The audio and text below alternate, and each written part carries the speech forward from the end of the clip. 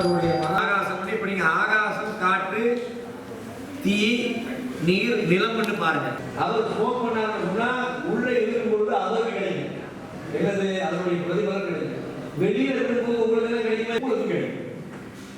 இந்த இடத்துல 108 விதமான கிட்னி அந்த கண்ணாடி யாகத்தை செய்ய வேண்டும். நல்ல தவமும் நல்ல யாகம் நடைபெற வேண்டும்.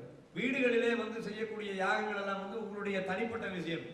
உங்களுக்கு தேவை உங்களுடைய குடும்பம் நல்லா இருக்க வேண்டும் என்று சொல்லி இப்படி பகவானுடைய சன்னிதானத்திலே எல்லோரும் நல்லா இருக்க வேண்டும் என்கின்ற ஒரு பரார்த்தமான பரந்த மனசோடு செய்யப்படுகின்ற இந்த வேள்வி யாகம்.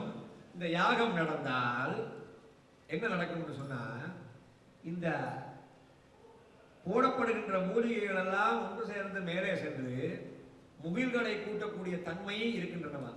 சாயி மார்க்கத்தில் ஷிரடி சாய் பாபா, சத்ய சாய் பாபா என்று 2 அவதாரங்கள்.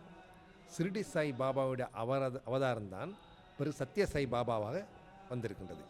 ஷிரடி சாய் பாபா வாழ்ந்த காலத்திலே பல பக்தர்களை ஷிரடி பாபாவினால் அப்போது வணங்கியவர்கள் இந்த காலகட்டத்திலே சத்ய சாய் பாபாவை வழங்குவதற்கான ஒரு கைங்கரியம் கிடைத்திருக்கின்றன.